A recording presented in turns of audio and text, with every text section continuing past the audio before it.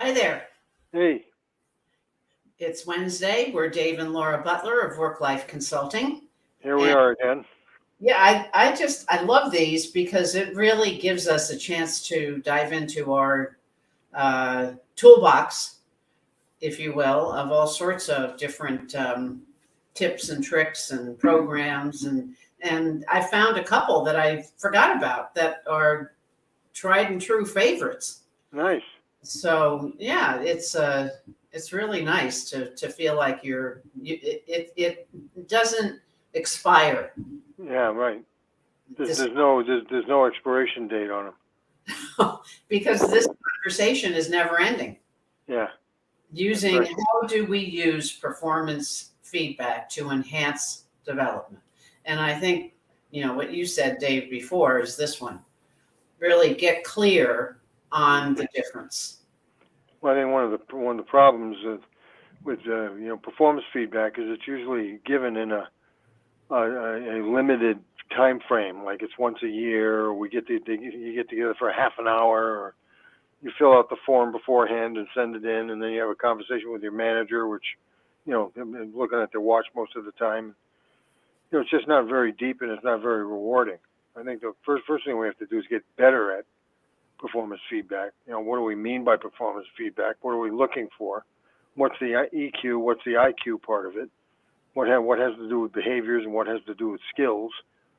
And really start breaking it apart because the roles are changing, the jobs are changing, and training is always good. I need training on how to work better with some of the software, but in and of itself, it's not development.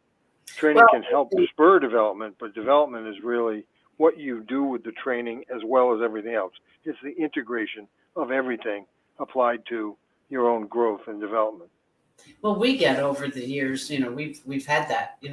You're part of the training department. No, we're the development department. Yeah, Department. I think the difference between the two is training is outside in, development is inside out, right, right. and Very good way we to talk about yeah we need to embrace that inside out before we can get the outside in. it. Well, It's before we can use the outside in, we've got to be inside out. I mean, I have to rise to the occasion. Rising to the occasion is not usually a skill issue. It's a development issue because I need to be better able to hold myself together in difficult situations or be able to give people feedback in a constructive way. I mean, those kinds of things are hard to train, really.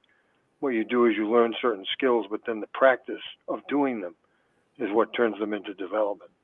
I think so. And the other piece is the conversation mindset. We talked about this last week with our guest Jeff Levin.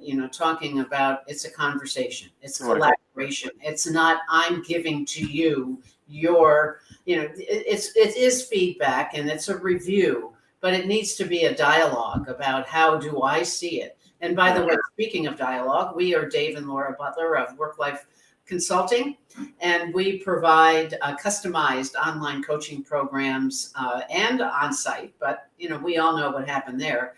That help individuals, teams, and leaders achieve greater work-life fulfillment. So we're talking today about performance feedback and how do you view it? What's the difference right now between training and development? Hmm. So, and Dave was just explaining that. And I think this is the other important piece. If you break it down a little bit more, it's not all one big. Right. Right. The question is, what do we mean by development? Well, personal development is something like this last weekend. I did a little online session with a group that's out of New York that's called Journey Space. And everybody gets together and shares their stories and starts looking for ways to improve themselves overall, get themselves better aligned with what they're trying to do for themselves. Personal development could include weight, losing weight, could involve learning a language. It could involve spending more time with your kids. I mean, there's a lot of ways that you can work on personal development. Career development, on the other hand, has to do specifically with what we do for a living, the kind of work that we do, our application of ourselves to the needs of the company that we work for or with. So career has got a different sort of a cast to it. It's more oriented towards particular development, like leadership development, for example. Professional development, on the other hand, is in a way sort of a combination of personal and career, along with where am I going here? What am I trying to accomplish overall in my life? So it's like more of an integrated piece. Professional development. People usually think about it in terms of their careers, but it's really overall personal, career, and leadership, and becoming better at trying to run the organization that I'm with, as well as having a good home life. So it's like the integration of work and life. Hmm. Yeah, and I think too, it's there are certain actions that we need to take towards this growth of our careers, and I think one of them is to really ask for what you need, as opposed to waiting every year for the infamous performance review. Yeah. We're thinking about this now because we have several clients who are going through that process right now. And I always think it's so interesting that it's still the yearly conversation. I know. Monthly. Yeah, it should be monthly or quarterly at a minimum.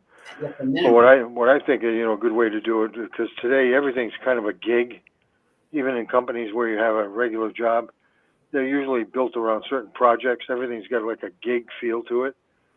So the best way to do that is to have a debrief at the end of the project. Yeah. It doesn't matter if it's a month or 2 months or 3 months or whatever it is. You should be having conversations during the gig, but certainly at the end, to have the overall team debrief of what worked, what didn't work, what can we do better, what do we learn from this, how do we take this and move forward. And I think what has to happen, certainly we don't just shoot at anything. We have to have clear goals in terms of what our development plan needs to look like. And I think the focus of our discussion today is not so much on the ins and outs of how to create the plan, but it's the individual taking charge to align what's needed in that conversation about development, about review, and become the one who's in the driver's seat of it, because otherwise it's just going through the motions. Yeah, what's in the plan. I like your point of establishing goals. One of my favorite quotes, I'm sort of a quote meister, is Henry David Thoreau once said, the funny thing about human beings is they have a tendency to hit what they aim at, but if you aim at nothing, you'll probably hit that too. There are so many good ones, that address that and cover it. And again, we're Dave and Laura Butler of Work Life Consulting. We're talking about development and aligning your performance growth with things that you need. And certainly with that in mind, another step is to be proactive. Don't sit and wait. A sit and wait mentality is going to be probably the aiming at nothing. Yeah, and a lot of times that's I'm going to wait until HR comes and tells me what course I'm supposed to take or something. Mm-hmm. Being proactive, there's so many different ways that you can be proactive. One of my favorites is to go and join a professional association.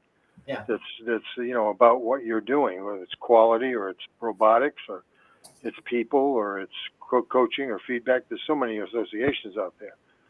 In addition to that, one of the tried and true methods for all time has always been mentor, or to be a mentor. I mean, that's even tougher. But there's a lot to learn by offering to be a mentor. But certainly having a mentor, goes all the way back to Alexander the Great. Supposedly his mentor was Socrates. So, pretty good steps to follow. But I've done all three of these. I've had a mentor. I've mentored myself, and I'm part of a professional organization. And the growth and learning for me, going back to that outside in and inside out, has been an equal balance of both. Because it's been training. There's a certain amount of training that's required, but a whole lot of development.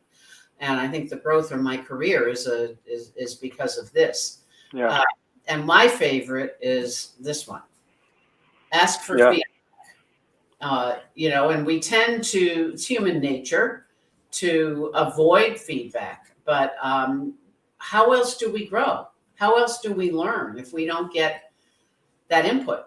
Yeah, ask and also thank people for giving you the feedback, right, rather than arguing about it. I mean, you don't have to agree with it or disagree with it. That's not the important the important thing is to make sure that you're clear on what they're trying to tell you.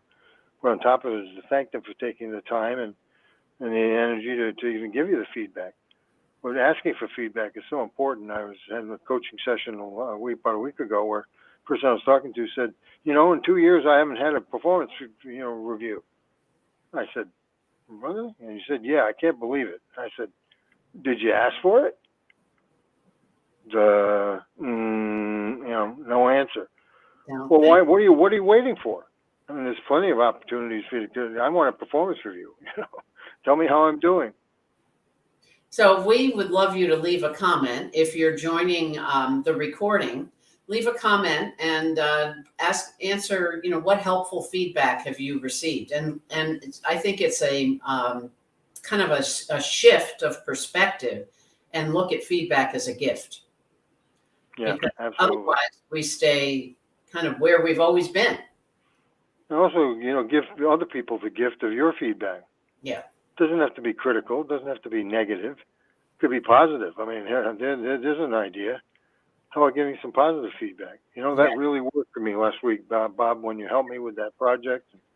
Well, I think it becomes, it's all in the paradigm. A lot of times we go into organizations and work with organizations, and the thought is, anybody who saw the movie Office Space, here come the Bobs, and we're going to fix everybody. There's something that's broken and they need to be fixed. Well, we come with the mindset that everybody's fine.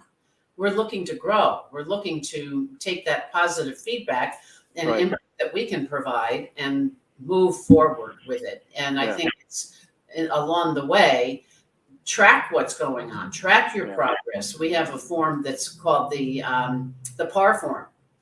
The track the situation or the plan, what were the actions and what was the result. So it can be things that were challenging and things that were very successful. We learn from both. And to be able to go back and track that form and track that information, and boy, it makes a resume writing task a whole lot easier. Yeah. Well, I think we all have the tendency to get caught up in the moment, and what's already passed is water under the bridge, and we forget. But if you look back and you start really identifying some of the things that you did accomplish, as well as things that maybe you missed on or you could improve, but especially the progress. And progress isn't necessarily always getting better. Progress is about becoming more aware. Yeah. I can see it. I understand now what happens when I get in those situations and my stress behavior takes over, and I recognize the trigger early enough to keep myself from going there. Yeah. That's so much a part of the work that we've tried to do over the years. It's more awareness than it is anything absolute. And the closing comment is to be intentional about this. This is not just kind of sort of float down the lazy river. This is, otherwise you're going to hit a branch or something. It's not going to go very far. But I think this is my favorite, is if it's up to me, mindset around these topics, around this process, because otherwise we're continually waiting for somebody else to do it for us. Yeah, I think the way that we define intentions as well. Sometimes the intention is just awareness. Sometimes the intention is to persuade somebody to do something. Yeah. Sometimes the intention is to find out more about something that you've already done. I mean, there's a lot of different intentions. I think the clearer we are about it, the less likely we are to just wander in the forest, so to speak. Exactly. Well, we have more information on our website. Also on our website is a quiz that's going to be leading up to a program launch in a couple of weeks on looking at ways to become emotionally smart. What we're finding in our work with our clients right now is that challenge of emotional intelligence, of emotional smartness, is really top of mind for leaders in particular, because there's so much stress. There's so much kind of the overwhelm is cooking right now. So visit our website, learn about more things that Work Life Consulting does. We will be closing out with music from our dear friend Elliot Lewis of Hall & Oates fame and his own career journey as well. And he has this fabulous song, We're in This Together. So we'll play a little bit of that for you, and we'll see you next week. See you next week.